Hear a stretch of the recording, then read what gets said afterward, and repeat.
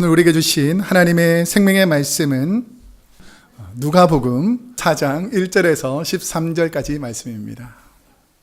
예수께서 성령의 충만함을 입어 요단강에서 돌아오사 광야에서 40일 동안 성령에게 이끌리시며 마귀에게 시험을 받으시더라. 이 모든 날에 아무것도 잡수시지 아니하시니 날이 수가 다음에 줄이신지라. 마귀가 이르되 내가 만일 하나님의 아들이어든 이 돌들에게 명하여 떡이 되게 하라. 예수께서 대답하시되 기록된 바 사람이 떡으로만 살 것이 아니라 하였느니라. 마귀가 또 예수를 이끌고 올라가서 순식간에 천하 만국을 보이며 이르되 이 모든 권위와 그 영광을 내가 내게 주리라. 이것은 내게 넘겨준 것이므로 내가 원하는 자에게 주노라. 그러므로 내가 만일 내게 절하면 다 내 것이 되리라. 예수께서 대답하여 이르시되 기록된 바 주 너의 하나님께 경배하고 다만 그를 섬기라 하였느니라. 또 이끌고 예루살렘으로 가서 성전 꼭대기에 세우고 이르되 내가 만일 하나님의 아들이어든 여기서 뛰어내리라. 기록되었으되 하나님이 너를 위하여 그 사자들을 명하사 너를 지키게 하시리라 하였고 또한 그들이 손으로 너를 받들어 내 발이 돌에 부딪히지 않게 하시리라 하였느니라. 예수께서 대답하여 이르시되 주 너의 하나님을 시험하지 말라 하였느니라. 마귀가 모든 시험을 다한 후에 얼마 동안 떠나니라. 아멘. 오늘은 누가복음 4장 1절에서 13절까지 말씀을 중심으로 시험을 이기는 비결이라는 제목으로 하나님 말씀을 선포하도록 하겠습니다. 예수님께서 이제 공생애를 시작하시려고 세례 요한에게 가서 무엇을 받으시죠? 회개의 물 세례를 받습니다. 세례를 받고 나니까 하늘에서 음성이 들렸죠. 하나님께서 예수님에게 하신 말씀이 있습니다. 뭐였을까요? 이는 내 사랑하는 아들, 내 사랑하는 자요, 내가 기뻐하는 자라 말했죠. 그러니까 예수님께서 누구신지를 하나님께서 많은 사람들 앞에서 증명해 주신 이 사건이 예수님의 물 세례 사건입니다. 예수님께서 세례를 받으시고 우리 마태, 마가, 누가복음에 보면 오늘 누가복음 4장에 예수님을 이끄시는 분이 있습니다. 예수님께서 이제 공생애를 시작하시려고 할 때 예수님을 이끄시는 분이 있어요. 누굴까요? 성령님께서 예수님을 이끄시고 어디로 가시죠? 광야로 갑니다. 여러분, 성령님이 여러분을 어디로 이끌고 갔으면 좋겠어요? 물질과 복과 은혜와 평강이 있는 세상적인 즐거움 있는 곳으로 인도하지 않고 그런 곳에서 전혀 영향을 받지 않는 광야로 예수님을 성령님께서 인도하셨습니다. 근데 예수님께서 공생애를 시작하시기 전에 광야에서 무엇을 하셨을까요? 성경에 보니까 금식하시며 기도하십니다. 금식 기도하는 이 순간 복음을 전할 준비를 하기 위해서 또 제자를 세우기 위해서 금식하며 기도하는 이 순간 누가 찾아옵니까? 마귀가 찾아와서 예수님을 시험하는, 우리가 주의 일을 하려고 하면 이제 그때부터 마귀가 와서 시험을 시작한다라는 것이죠. 마귀는 저와 여러분을 언제 시험하는지 우리가 말씀을 통해서 잘 보아야 이 시험을 넘길 수가 있고 시험을 이길 수가 있습니다. 그러니까 마귀가 언제 내한테 왔는지를 모르다 보면 시험에서 다 당한 다음에 넘어진 다음에 내가 시험 당했구나 하면 너무 늦다는 것이죠.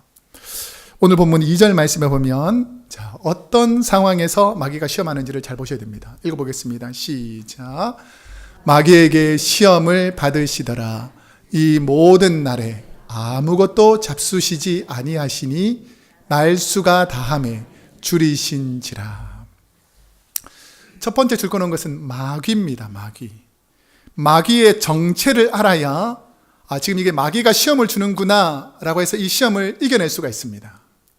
제가 우리 제자 훈련 때나 설교 말씀을 통해서 여러 번 알려드렸는데 마귀, 라는 단어는 디아볼로스라는 뜻인데, 헬라어인데 무슨 뜻이냐면, 잘 듣고 기억하세요.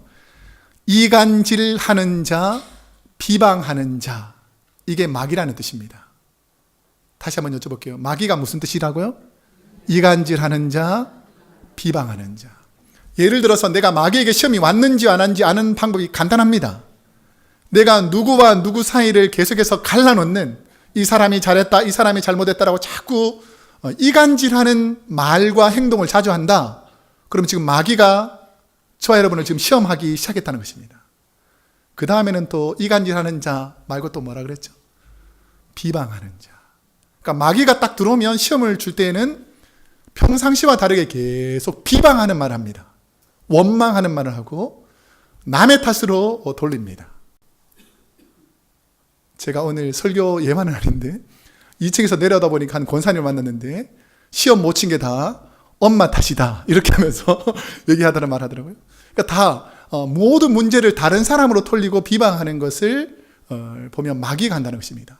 자, 마귀가 세상 속에서 사람들 사이를 이간질할까요, 안 할까요? 비방하고 이간질합니다. 그럼 마귀가 가정에서는 비방하고 이간질하는 일을 할까요, 안 할까요? 합니다. 가정에서 합니다. 좀 죄송한 얘기지만 마귀가 교회 안에서는 이간질하고 비방하는 일을 할까요, 안 할까요? 한다는 것입니다. 그러니까 마귀가 영향력을 미치지 않는 것이 없을 정도로 때로는 우리 마음속에서도 비방하고 이간질하는 마음이 생기려고 할 때마다 여러분이 무엇을 깨달아야 된다고요? 아, 지금 마귀가 나를 넘어뜨리려고 시험하는구나 라는 것을 깨달아야 이 시험에서 벗어날 수가 있습니다. 근데 이것을 계속해서 마귀의 얘기를 듣고 비방하고 이간질하게 되면 나도 모르게 벌써 시험에 걸려가지고 온갖 악한 것과 죄악을 내 마음과 생각 속에서 짓고 있다는 것을 깨닫게 됩니다. 이 마귀라는 단어와 성경에서 똑같은 의미로 사용되는 단어가 헬라어로 사타나스라는 단어인데 사탄이라는 뜻입니다. 그래서 성경에 보면 요한복음과 요한계시록에는 마귀라는 디아볼로스하고 사타나스, 이 사탄이라는 단어를 겸해서 씁니다. 그러니까 다른 존재가 아니라 똑같이 성도들을 넘어뜨리는 존재, 이게 바로 마귀와 사탄이라는 것입니다. 몇 년 전 한국 신약학회 토론회에서 신약학을 연구하시는 교수님들이 모여서 예수님이 받으신 3가지 시험에 대해서 연구하기 시작했습니다. 그러면서 장로의 신학대학교 신약학 교수이신 최재덕 교수님이 예수님의 3가지 시험이 마귀의 유혹인가 아니면 시험인가 라는 점을 다룹니다. 마귀의 유혹, 보통 사람이 넘어질 때에는 이 죄로 시험 당했다 할 때는 마귀의 유혹을 받아서 넘어졌다라고 말하거든요. 그런데 예수님에게 당하신 이 시험은 유혹인가 시험인가? 그러니까 유혹이면 예수님이 죄를 짓도록 마귀가 유혹하는 것이면 유혹이에요. 그런데 예수님이 죄를 짓겠습니까? 안 짓죠. 그러면 시험이라는 뜻은 뭐냐면 예수님의 사명을 꺾어보려는 마귀의 계획, 이게 바로 시험이라는 것입니다. 그런 면에서 성경에 기록된 예수님의 시험 사건은 예수님을 죄를 짓게 하려는 유혹이라기보다는 예수님의 사명, 복음 전파를 막으려는 마귀의 계획이라고 해석될 수 있습니다. 마귀가 시험하는 시기를 잘 보셔야 되는데 2절을 다시 한번 보여주시면 마귀가 언제 시험합니까? 이 모든 날. 우리 지금 오늘 예수님께서 광야에서 며칠 동안 계셨죠? 40일 동안 계셨죠. 우리 마태복음 4장에는 40일 밤낮으로 금식하셨다라는 말이 있습니다. 자, 금식한 첫날에 찾아온 게 아니고 언제 찾았냐면 아무것도 잡수시지 아니하시는 날 수가 어떻게 해요? 다음에. 그러니까 언제 왔다는 것입니까? 마지막 날 40일 날 이제 넘어뜨리려고 찾아온 것입니다. 예수님은 공생애를 시작하는 이 시점이 뭐냐면 이제 나는 인간 예수에서 복음을 전하는 메시아 예수로 죽어가는 영혼을 살리겠다라고 선포하는 것이 오늘 시작이에요. 자, 그러니까 예수님이 몇 세에 공생애를 시작하십니까? 30세 시작하잖아요. 혹시 성경에서 30세 이전에 예수님에게 마귀가 찾아온 성경의 흔적이 있습니까? 없습니까? 없죠. 그러니까 예수님이 공생애를 시작하지 않을 때는 마귀가 그냥 전혀 상관이 없는 존재로 그냥 둡니다. 근데 예수님께서 이제 본격적으로 하나님의 복음을 선포하고 회개를 선포하려고 그러니까 예수님이 전쟁을 선포하니까 마귀들도 뭐라고요? 가만히 있을 수 없다 해서 전쟁을 선포하고 예수님을 넘어뜨리려고 하는, 예수님이 하시는 복음 전파의 계획을 하지 못하게 하려는 것이 바로 이 마귀의 계획, 시험이라는 것입니다. 그럼 마귀가 예수님에게 처음 한 시험은 어떤 것에 관한 시험인가? 우리가 너무나 잘 아는 이 시험에 관한 스토리인데 3절 말씀을 한번 읽어보겠습니다. 시작. 마귀가 이르되 내가 만일 하나님의 아들이거든 이 돌들에게 명하여 떡이 되게 하라. 이 말씀이 왜 중요하냐면 마귀는 예수님의 존재성에 관해서 시험합니다. 당신이 진짜 하나님이냐? 그럼 증명해봐라. 당신이 진짜 하나님의 아들이냐? 증명해봐라. 쉽게 말하면 당신이 성도인가? 그러면 하나님이 함께 한다는 것을 증명해봐라. 이런 표현입니다. 자, 한번 여쭤볼게요. 여러분은 크리스찬 맞습니까? 아직 확신이 없는 분들이 있어요. 여러분 하나님의 자녀 맞습니까? 여러분은 하나님의 자녀 맞습니까?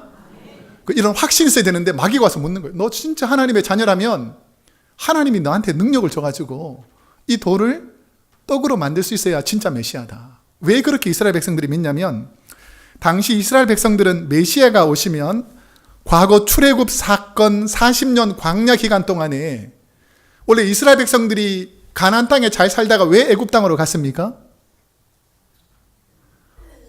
기근이 일고 굶어 죽으려고 하니까 먹고 살려고 애굽으로 갔죠. 자, 그런데 하나님께서 애굽에서 고통당하는 이스라엘 백성들을 광야로 끌어내어서 광야 40년 동안 우리 끌고 왔으면 무엇을 먹고 살아야 됩니까? 먹을 것을 주셔야 되지 않습니까? 라고 할 수 있잖아요. 근데 하나님께서 무엇을 주셨습니까? 만나와 메추라기를 광야 40년 동안 주셨거든요. 그러니까 진짜 하나님이면 광야와 같은 이곳에서 이 수많은 돌덩어리를 떡으로 만들 수 있는 능력 정도는 있어야 당신은 메시아라 알고 우리가 따를 것이 아니냐, 이런 시험입니다.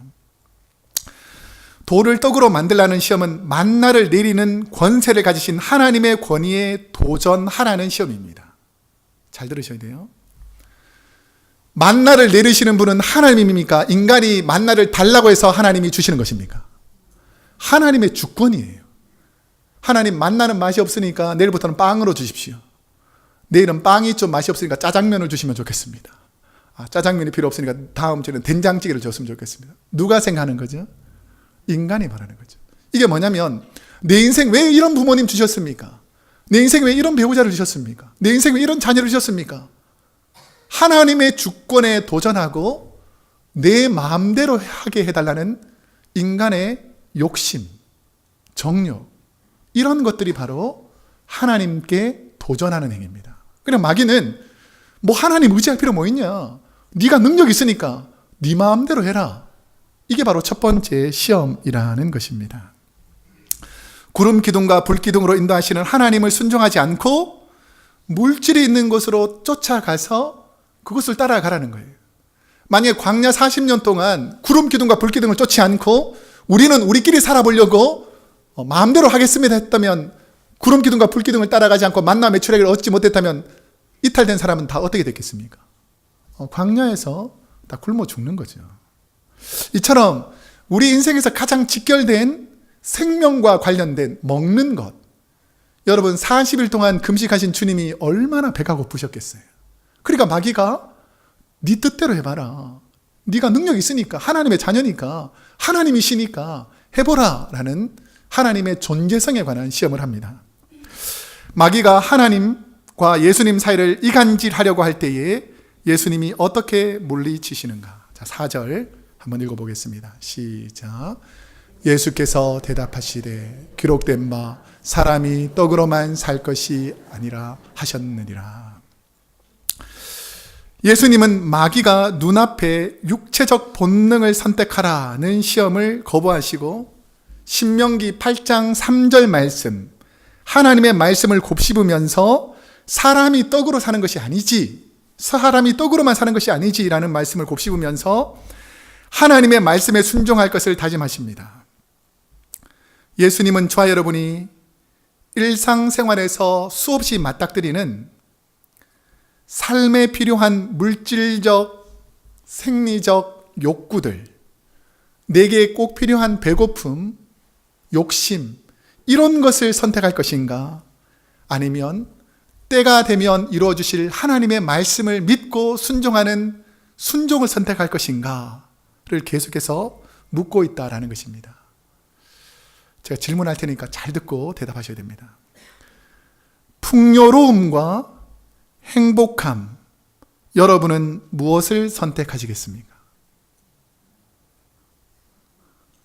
다시 한번, 한 분이 둘 다 이렇게 말했는데, 여러분 풍요로움도 좋고 행복한 것도 좋잖아요. 둘 다 오면 너무 좋지요. 그런데 문제는 뭐냐면 풍요로운 것과 행복한 것 둘 중에 하나만을 선택해라. 둘 다 오면 너무 좋지만 풍요해지는 거하고 행복해지는 거하고 둘 중에 하나만 선택하라. 자, 그러면 여러분은 뭘 선택할 것 같습니까? 이제 알아들으시는군요. 처음에는 두 마음이 있었죠. 풍요로움과 행복한 두 개에서 훨씬 좋다. 근데 두 가지를 동시에 품을 수가 없도록 인간들이 만들어진 거예요. 하나님과 재물을 겸하여 다 섬길 수 없도록 하나님 만들어 놓은 거죠. 근데 마귀는 하나님도 잘 섬기면 좋지만 풍요로움도 좋으니까 둘 다 섬겨라. 뭐 하나만 선택하냐? 뭐 하나님만 선택하냐? 잘 먹고 잘 살면서 예수 잘 믿으면 더 좋지 않느냐? 이런 풍요로움을 가지고 우리를 도전합니다. 물질의 풍요로움을 중요한 가치로 삼는 분들은 경제적인 어려움으로 가난과 굶주림에 시험에 오게 되면, 나는 늘 풍요로움을 좋아했는데 이제 경제적인 가난과 굶주림과 이런 고난이 오면 이제 벌써 마음에 갈등이 있는 거예요. 내가 하나님이 주시는 행복을 선택할 것인가, 풍요로움을 생각할 것인가. 풍요가 다 사라지고 없어져 보이니까 하나님은 잠시 뒤로 여기 좀 계시고, 풍요로운 삶을 살 동안 제가 잠시 교회도 안 가고 헌금 생활도 조금 이렇게 내 거 먼저 챙겨야 되니까 헌금 생활도 안 하고, 뭐 애들은 뭐 크면 알아서 교회 갈 거니까 지금은 신경 쓰지 않고. 그러니까 풍요를 중심적으로 생각하는 사람들은 말씀의 순위가 자꾸 뒤로 가버린다는 것입니다. 여러분, 말씀이 여러분 삶의 우선순위가 되기를 축복합니다. 그러니까 무엇을 내 앞에 둘 것인가, 무엇을 먼저 할 것인가를 우리에게 묻고 있다는 것이죠. 여러분, 너희는 먼저 하나님의 나라와 의를 구하라. 그러면 하나님께서 모든 것을 더해 주실 줄로 믿습니다. 그러니까 믿음이 부족하니까, 하나님을 신뢰하지 못하니까 인간적인 방법으로 돌을 떡으로 만들려고 하는 인간의 욕심들이 있다는 것입니다. 내가 원하는 대로 자꾸 해보려는 욕심들이 들어간다는 것이죠. 우리 감리교를 창시하신 요한 웨슬리라는 목사님이 주일 설교 시간에 물질에 관한 설교를 성도드리겠습니다. 제가 이제 요한 웨슬리 목사님의 설교를 할 테니까 여러분들의 마음속에 감동하면 아멘을 하세요. 알겠죠? 성도는 하나님의 영광을 위해서 물질의 풍요로움으로 돈을 많이 버시기를 축복합니다. 다 거지처럼 살 거예요? 아멘 하세요. 다시 한번. 이 첫 번째 설교는 뭐냐면, 성도는 하나님의 영광을 위해서 물질의 복을 많이 누리고 돈을 많이 버시기를 축복합니다. 그러니까 복을 받으니까 얼마나 좋아요. 그러니까 한 성도님 너무 기분을 좋아한 거예요. 야, 내가 이제 하나님 잘 섬기고 물질의 복을 받겠구나. 그러면 설교를 하는데 또 뭐라고 계속해서 설교하냐면, 우리는 하나님이 주신 물질을 함부로 쓰지 말고 잘 절약해서 풍요로운 삶을 살아야 합니다. 아멘이죠. 이거 너무 이제 설교가 좋다면서, 봐라 오늘 목사님 설교 너무 잘한다. 야, 풍요로운 삶을 살려고 그런다. 이렇게 해서 막 즐거워했어요. 그런데 세 번째 계속 연결해서 뭐라고 하냐면, 우리는 하나님이 주신 그 귀한 물질을 부족한 사람에게 나누어 주며 살아야 합니다. 우리 교회는 너무 좋은 교인이네요. 그러니까 이분이 뭐라 그러냐면, 아이고 좋은 설교 끝에 다 망쳤네.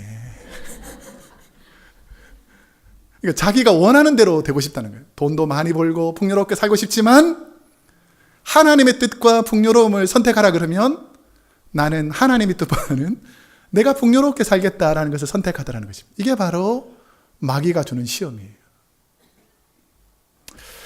1957년 알베르 까미라는 분이 노벨 문학상을 받고 받은 상금으로 이제 내가 고생하며 글을 썼으니까 쾌락을 누리며 살겠다고 해서 파리 근교에 좋은 별장을 마련했습니다. 그런데 그 별장을 차로 몰고 가다가 교통사고로 며칠 후에 생명을 잃어버립니다. 자기를 위해 살려고 했던 사람은 그래 생명이 길지 않는 경우도 있다는 거죠. 그런데 같은 비슷한 시기에 노벨 평화상을 받았던 알버트 슈바이처, 우리 밑에 있는 우리 알버트 슈바이처는 받은 상금으로 아프리카 나병 환자들, 그 고통당하는 분들을 위해서 병원을 건립하고 자신이 누릴 수 있는 그 물질적인 풍요를 연약한 사람들을 위해서 나눠줬습니다. 어떤 분의 삶을 주위 사람들이 존경하고 귀하다고 평가하겠습니까? 사소한 일에서부터 하나님의 뜻을 순종하는 습관이 있어야 합니다. 너의 힘과 능력을 의지하라는 사탄의 속임수를 예수님은 사람이 떡으로만 사는 것이 아니요 여호와의 입에서 나오는 모든 말씀으로 산다라고 하시면서 나는 물질적인 풍요와 하나님이 주시는 행복 중에서 나는 하나님의 말씀을 순종해서 행복한 삶을 살겠다라고 결정하는 것입니다. 저와 여러분에게 바른 물질관이 없으면 마귀는 지속적으로 이 물질에 관한 문제로 저와 여러분을 시험하고 그 물질의 시험에 넘어진 분들은 늘 물질의 종처럼 살게 되는, 물질이 한 번도 자기에게는 풍요로운 적이 없다고 생각하는 물질관의 악순환이 시작됩니다. 제가 한번 여쭤볼게요. 여러분 하나님 은혜로 잘 살고 있는 것 같습니까? 목사님 왜 이러십니까? 옆집은 얼마나 잘 살고 내가 얼마나. 물론 꼭 비교하는 건 아니지만 제가 선교 지역을 가보거나 어려운 지역에 가보면 우리만큼 잘 복을 주셔서 사는 나라가 그리 많지 않습니다. 어쩌면 최고로 잘 사는 거예요. 다시 한번 여쭤볼게요. 여러분 하나님께서 주신 그 은혜로 잘 살고 있다고 믿습니까? 이런 믿음이 없으니까 자꾸 더 채워달라고, 남들처럼 되게 해달라고, 저 물질도 나도 가지고 저 차도 나도 타고 저런 집에 나도 살게 해달라고 물질관이 나를 꽉 지배하면 하나님 말씀을 순종할 수가 없습니다. 왜냐하면 내 욕심이, 물질의 그 욕심이 하나님 말씀보다 더 앞서 있기 때문이죠. 그러면 성도님 중에서 저에게 이렇게 말하는 분이 있을 겁니다. 목사님, 세상 물정을 몰라서 그런 말씀하시죠. 돈이 없으면 어떻게 집과 자폐임을 합니까? 돈이 없으면 어떻게 자녀들을 돌볼 수 있습니까? 돈이 없는데 이민사회에서 어떻게 먹고 살 수 있습니까? 라고 말하는 분도 있을 것입니다. 맞습니다. 저도 그 염려가 있습니다. 하지만 저에게 더 큰 것은 뭐냐면 너희는 먼저 하나님의 나라와 의를 구하라. 그러면 이 모든 것을 하나님께서 우리 삶에 더해 주신다는 하나님의 말씀이 더 우선되기 때문에 그런 염려에서 벗어날 수 있다는 것이죠. 여러분, 하나님의 말씀이 여러분의 삶의 우선순위가 되기를 축복합니다. 우선순위가 안 되다 보니까 그 염려 때문에 하나님 말씀을 신뢰하지 못하도록 마귀가 만든다는 것이죠. 시험을 이겨낸 비결은 하나님 말씀을 더 신뢰하는 것입니다. 우리 옆 사람에게 축복합시다. 하나님 말씀을 더 신뢰합시다. 시작. 하나님 말씀을 더 신뢰합시다. 그래야 시험이 지나갑니다. 마귀의 두 번째 시험은 무엇에 관한 것인가? 5절에서 7절 말씀 한번 읽어보겠습니다. 시작.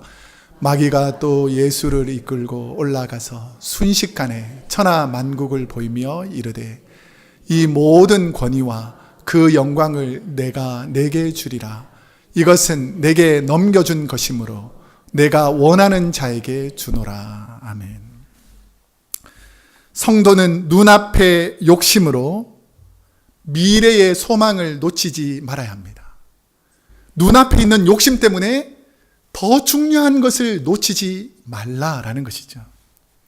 마귀는 지금 예수님께 천하 만국을 보여주면서 세상의 모든 권세와 힘을 줄 테니 하나님을 딱 한 번만 배반하고 자신에게 한 번만 절하면 뭘 준다 그랬죠? 세상 모든 것을 주겠다라고 딜을 해왔어요. 제가 한번 여쭤볼게요. 세상 모든 것을 다 줄 테니까 저한테 한 번만 절하면 제가 다 드리겠습니다. 그러면 어떨까 그랬거든요, 여러분들. 예, 만약에 제가 그런 권위가 없으니까 여러분 당연히 절 안 하겠지만 만약에 절 한 번 하면 모든 걸 다 준다 그러면 절 안 할 사람이 어디 있겠습니까? 그런데 여기서 절한다라는 것은 안녕하세요라고 고개 한번 숙인다는 뜻이 아닙니다. 여기서 절한다는 것은 뭐냐면 주인이 바뀌는 것, 주권이 바뀌는 것을 말합니다. 그래서 내가 이제부터는 온 세상을 다 얻는 대신에 마귀에게 복종하고 절대 순종하며 살겠습니다. 이게 절하다는 뜻이에요. 그러니까 이 세상의 것은 다 누리는데 누가 시키는 대로 해야 된다고요? 마귀가 시키는 대로. 그러니까 내가 누리고 싶은 거, 먹고 싶은 거, 쾌락, 즐거움 다 누릴 수 있는데 마귀가 이렇게 하라 그러면 마귀가 하는 대로 움직이겠느냐? 이런 물음입니다. 그런데 이런 부분에 대해서 요한이 분명하게 말한 부분이 있습니다. 요한 1서 2장 15절 16절 한번 읽어보겠습니다. 시작. 이 세상이나 세상에 있는 것들을 사랑하지 말라. 누구든지 세상을 사랑하면 아버지의 사랑이 그 안에 있지 아니하니 이는 세상에 있는 모든 것이 육신의 정욕과 안목의 정욕과 이생의 자랑이니 다 아버지께로부터 온 것이 아니요 세상으로부터 온 것이라. 이 세상은 마귀로부터 온 것이죠. 마귀가 주는 이 땅을 사랑하게 하는 풍요, 육신의 정욕, 안목의 쾌락, 이생의 자랑은 결국 나의 풍요가 아니기 때문에 때론 마귀의 시험의 결과인 저주이고 하나님이 주시는 은혜와 진정한 복을 누려야 이게 바로 내게 복이다라는 것을 알게 됩니다. 가장 중요한 전도는 복음을 전하는 분의 삶의 모습이 복스러운 모습이어야 전도가 된다는 거예요. 잘 들어보세요. 여러분 어떤 성도님들의 말에 동의가 되고 감동이 되는 순간, 목사님의 설교에 은혜가 되는 순간 어떤 말과 어떤 모습에서 우리가 동의가 되냐면 아름다운 미사억구나 설득력 있는 논리적인 설명보다 그분의 언어적인 표현이 아니라 그분이 말하는 대로 실제로 살고 있느냐, 그렇게 사느냐에 따라서 그 사람의 말을 신뢰하고 따르게 되는 것이죠. 근데 대부분의 사람들은 말로는 거룩하고 예수 잘 믿는 것 같은데 실제 삶이 그렇지 않으면 사람들은 그분을 신뢰하지 않습니다. 지금 마귀는 온 천하 이 모든 것을 다 줄 테니까 이제 내가 원하는 대로 살라라고 우리에게 유혹하고 있습니다. 목회자로서 참 부끄러운 저의 세상적인 욕심에 대한 부분을 고백하려고 합니다. 제가 2006년도에 처음 미국에서 단임 목회를 시작하게 됐습니다. 그때가 한 거의 10여 년 전이기 때문에 젊고 또 막 열심히 할 때였어요. 그러니까 시골의 조그만 교회, 알라바마에 있는 교회에 가서 작은 교회가 막 학생들 전도해서 부흥하고 건축도 하고 은혜가 넘쳐서 참 부흥하고 좋은 시기였습니다.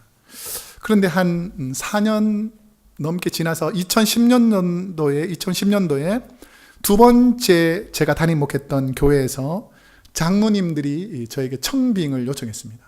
목사님이 목회를 잘한다고 하니 우리 교회 와서 목회를 해 주셨으면 좋겠습니다 라고 청빙을 했어요. 제가 늘 목회지를 가기 전에는 며칠 동안 아내랑 금식하면서 하나님 우리가 목회지를 가도록 아니면 공부를 하도록 이렇게 기도를 많이 했었는데 제가 딱 한 번 기도 안 하고 임지를 선택한 것이 바로 2010년도 지난번 교회였어요. 우리가 우리 교회 때도 많이 기도했었거든요.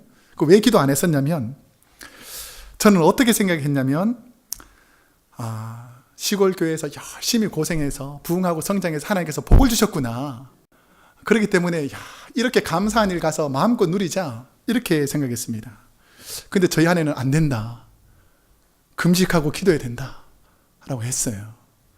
제가 누구 말을 들었을 것 같습니까? 아내 말을 들으면 복을 받았을 텐데 내가 원하는 대로 아니다. 하나님께서 이렇게 우리가 잘 되니까 거기에서도 잘 되게 해줄 거야. 그러니까 마음껏 누리고 이 교회를 사임하고 다음 교회로 가기 전 한 주간 있었거든요. 뭘 했는 줄 아세요? 놀러 갔습니다. 놀러. 마음껏 놀아보자. 놀러 갔어요.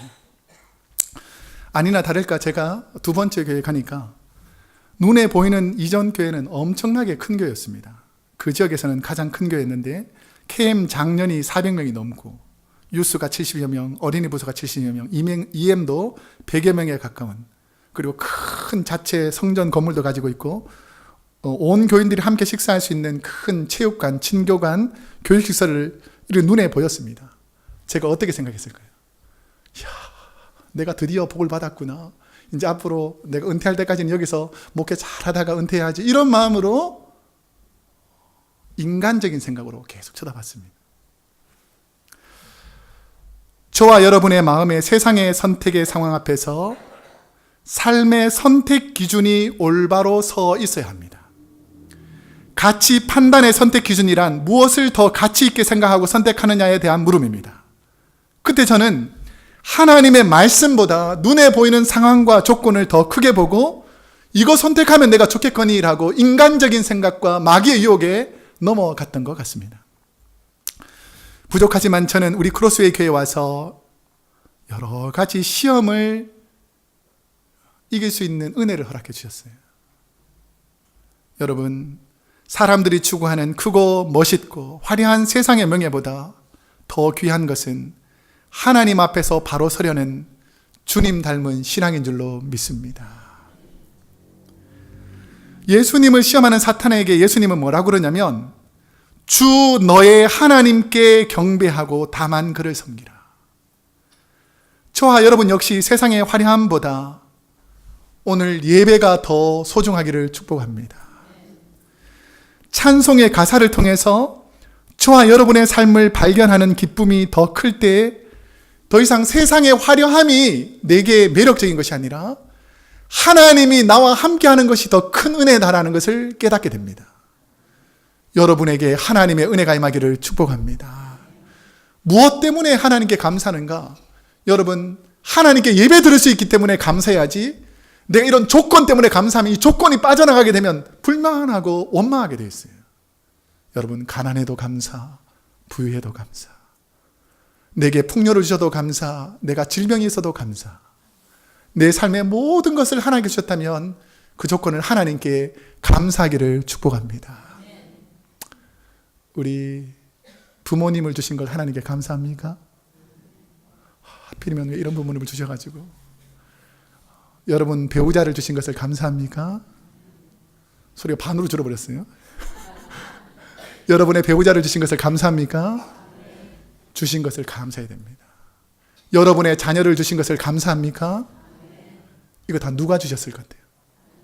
하나님이 주신 것을 가장 소중하게 생각해야 시험에서 벗어날 수가 있습니다.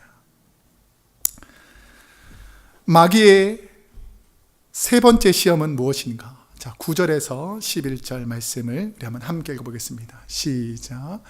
또 이끌고 예루살렘으로 가서 성전 꼭대기에 세우고 이르되 내가 만일 하나님의 아들이거든 여기서 뛰어내리라. 기록되었으되 하나님이 너를 위하여 그 사자들을 명하사 너를 지키게 하시리라 하였고 또한 그들이 손으로 너를 받들어 내 발이 돌에 부딪히지 않게 하시리라 하였느니라. 아멘. 사탄의 마지막 시험은 하나님께 능력을 자신에게 보여달라고 하는 시험입니다. 하나님이 진짜 능력이 있다면, 진짜 하나님이 살아계신다면 네가 위급한 상황에서 탁 뛰어내리면 하나님이 어떻게 해야 된다고요? 천사를 바로 보내가지고 딱 이렇게 받쳐줘야지 너 진짜 하나님의 사람 아니냐라고 마귀가 시험하는 것입니다. 근데 시편 91편에서 사용된 이 원래 의미는 뭐냐면 성도가 높은 성전에서 뛰어내려도 하나님이 다치지 않게 해주신다라는 의미가 아니라 하나님을 온전히 신뢰하는 자들이 위급한 순간에 있을 때에 도와주신다라는 뜻이라는 것이죠. 제가 하나님을 신뢰하는 의미에서 2층에 올라간 거예요. 오늘 교회 본당에서 하나님 도와줄 줄로 믿습니다. 확 뛰어내렸어요. 제가 다칠 것 같아요? 안 다칠 것 같아요? 이렇게 믿음이 도와줄 줄로 믿습니다 하고 탁 뛰어내리는데, 이걸 왜 마귀가 이런 말을 하냐면, 너 진짜 하나님의 사람이고 하나님 널 사랑한다면 네가 막 뛰어내려도 하나님이 다 도와줘야 되는 거 아니냐? 이게 나를 시험하는 겁니까? 하나님을 시험하는 겁니까? 하나님을 시험하지 말라는 거예요. 여러분, 하나님을 시험하지 않기를 축복합니다. 내가 이렇게 할 테니까 하나님 도와주셔야 됩니다. 내가 며칠 금식했습니다. 내가 이렇게 했습니다. 하나님 안 도와주시면 알죠? 이걸 하나님을 시험하는 것이 아니라는 거예요. 여러분, 여러분의 믿음을 하나님 앞에서 시험하려고 하지 않기를 축복합니다. 근데 마귀는 하나님이 보호하시니 뛰어내려도 된다. 왜냐하면 내가 하나님의 사람이라면 너를 보호하신다. 하나님이 도우시니 그렇지 않는지, 하나님이 도우시는지 그렇지 않는지 한번 시험해봐라 라고 마귀가 하나님까지 시험해보라는 것입니다. 그러니까 신명기 6장 16절에서 우리 주님이 뭐라 그랬냐면, 주 너의 하나님을 시험하지 말아라 라고 하나님의 말씀을 곡해하는 마귀의 시험을 물리칩니다. 사람은 자신의 능력을 주위 분들에게 보여주고 싶어 합니다. 내가 예수 잘 믿어서 이런 능력이 있다. 내가 기도하면 능력이 있다. 내가 찬송하면 능력이 있다. 막 이런 능력이 자신에게 있는 걸로 착각합니다. 그러니까 내가 기도하면 하나님 막 손을 내밀어가지고 막 능력을 베풀어준다고 착각하는데, 그렇지 않습니다. 내게 능력이 있는 것이 아니라 하나님께만 능력이 있는 줄로 믿습니다. 세상에 많은 사람들이 무엇을 자랑하냐면, 세상의 학문과 학력, 자신의 가치, 부와 물질, 건강을 가지고 있으면 자랑하고 싶어 한다라는 것이죠. 은근히 하나님께 복을 받았다 그러면서 자랑은 누구 자랑이라고요? 자기 자랑하는 것이죠. 한국에, 제가 전에도 한번 말씀드렸는데, 한국에 79세 된 할아버지가 워낙 운동으로 몸매가 잘 다져지고 얼굴이 팽팽해서 주위 분들이 나이를 딱 물어봤을 때 79세라고 하면, 이야, 너무 젊으시네요. 너무 건강하시네요. 이런 말을 듣기를 좋아했습니다. 그래서 할아버지는 산책을 하면서 사람들이 모여있는 곳에 쓱 앉아가지고 늘 물어봅니다. 내 나이가 몇 살 정도입니까? 이렇게 물으면 사람들이 뭐 좀 기분 좋게 하려고 65세, 뭐 60세지만 사실은 79세라고. 그러니까 막 사람들이 막, 그러니까 79세냐고 막 깜짝 놀랐다고 막 이렇게 말하거든요. 근데 하루는 이게 산책을 쫙 하는데 젊은 그룹이 다 있는 거예요. 거기 가서 또 내 나이가 몇 세인가? 라고 젊은이들에게 물어보니까 79세! 정확하게 맞추는 거예요. 이 할아버지가 너무 놀라가지고 어떻게 79세인지 알았냐? 라고 물어보니까 어제도 말씀하셨잖아요. 몸은 건강한데 정신이, 기억력이 다 잊어버려가지고 어제 말했는지, 어제 저 사람을 만났는지 기억을 못하는 거예요. 기억을. 여러분, 세상의 자랑은 다 헛것입니다. 여러분의 지혜, 여러분의 능력, 여러분의 힘은 세월 지나가면 아무것도 아닙니다. 오직 하나님의 능력만이 저와 여러분의 자랑이 되어야 될 줄로 믿습니다. 그래서 시험을 이기려면 겸손해야 돼요. 겸손. 내 것을 자랑하지 말고, 내 능력을 자랑하지 말고 하나님의 은혜 앞에서 겸손해지면 시험이 지나갑니다. 이제 말씀을 맺겠습니다. 저는 가끔 제 마음이 교만해지려고 할 때, 은혜와 복을 주신 하나님의 은혜를 잠시 잊어버리고 현재에 만족하려고 할 때에, 제가 우리 크로스웨이 교회에 올 때의 그 처음 마음을 기억합니다. 과거의 여러 시험과 연단을 이기게 하신 하나님의 은혜를 잊지 않게 해달라고 눈물로 기도했던 그 순간들을 기억하려고 늘 기도합니다. 사랑하는 성도 여러분, 예수님도 시험을 당하셨는데 저와 여러분에게 매일 같은 시험이 없을 수가 있겠습니까? 하지만 마귀가 주는 시험에 들려 넘어지지 말게 해달라고 예수님이 주기도문에서 우리에게 기도하라고 알려주셨던 것처럼, 말씀으로 온유해지고 말씀으로 겸손해져서 주님의 뜻에 합당한 삶을 살아가게 되면 시험 당할 즈음에 피할 길을 우리 주님께서 열어줄 줄로 믿습니다. 오늘 그 주님의 은혜로 시험을 이겨나가는 저와 여러분이 되시기를 축복합니다. 기도하겠습니다.